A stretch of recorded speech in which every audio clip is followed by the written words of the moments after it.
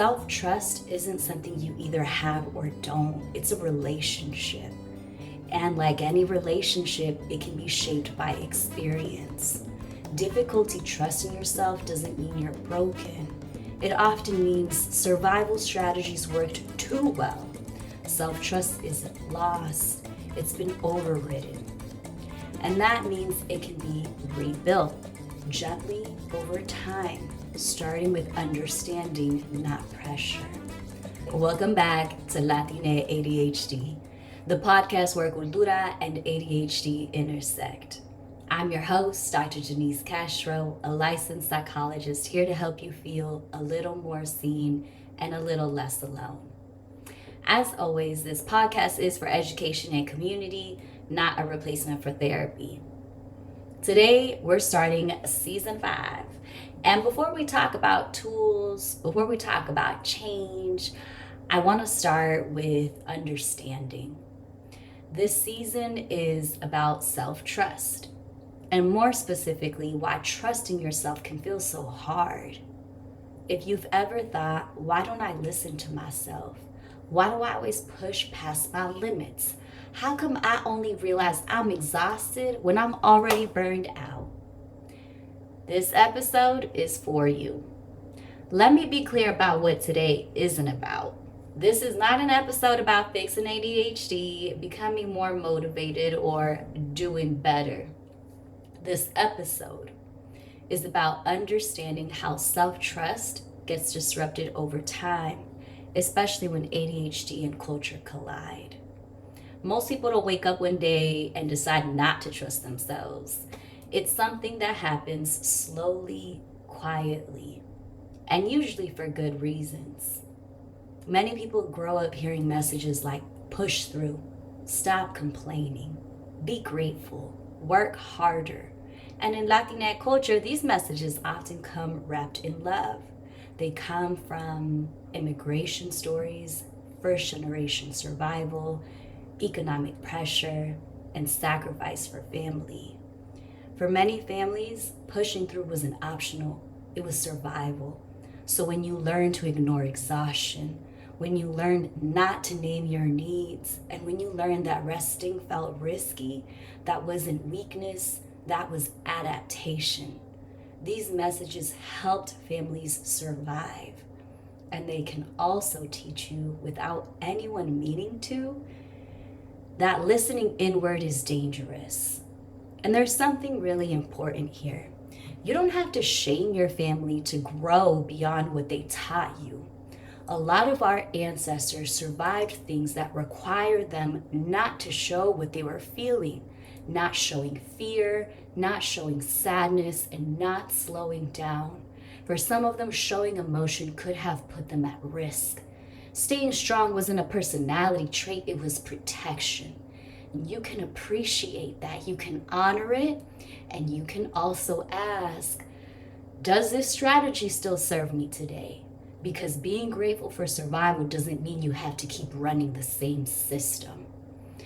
Sometimes healing is simply saying, thank you for what you helped us survive, and I'm allowed to update what helps me live. That's not betrayal, that's evolution. Now, let's layer ADHD into the picture.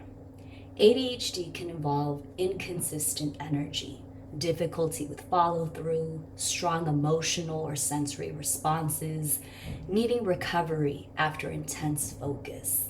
Meanwhile, many environments like school, work, family, they reward consistency, productivity. Stay strong on the outside even when things are heavy on the inside. Push past your limits. So when ADHD shows up in a culture that praises pushing through, it can start to teach you something painful. Something must be wrong with me. I can't trust myself. Not because you lack insight, and not because you're irresponsible. Rather, because your nervous system keeps getting measured against expectations it was never designed for. This isn't a character flaw, it's a mismatch. For many people, pushing feels safer than pausing, because if you slow down, then the guilt creeps up. The fear of letting others down shows up, and the fear of being seen as lazy or dramatic shows up. So trying harder becomes the default strategy. And a lot of people don't even realize it just becomes automatic. You're tired, so you drink more coffee. You're overwhelmed, so you make a longer to-do list. You're burned out, so you tell yourself, I'll rest later this week. And then somehow it's been 5 years or 15 years. Years go by, or even decades, because pushing through was the skill that got rewarded. Over time, this teaches you ignore your body, override emotions, distrust your own needs. You don't stop listening to yourself because you don't care. You stop listening because listening once felt dangerous. And that pattern often starts early. It's reinforced in school, in work, and in relationships. Here's the reframe I want to offer today. Self-trust isn't something you either have or don't. It's a relationship. And like any relationship, it can be shaped by experience. Difficulty trusting yourself doesn't mean you're broken. It often means survival strategies worked too well. Self-trust isn't lost, it's been overridden.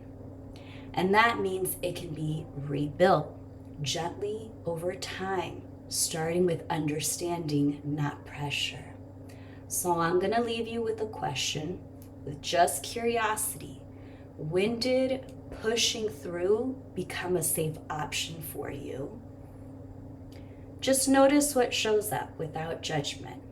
Self-trust doesn't only live inside a person, it shows up in your relationships, your expectations, your communications, and needs being negotiated.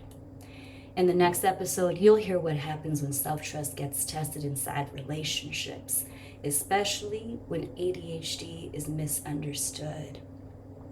This episode is about self-trust in your daily choices, in your relationships, and in moments when life changes everything. If you notice yourself thinking, I'll rest after this week, maybe pause and get curious, how many weeks has it been? Not to judge yourself, instead to understand how long you've been surviving. Thank you for starting this season with me. If this episode resonated, share it with someone who needs language for what they've been feeling. Hasta la próxima y cuídate mucho.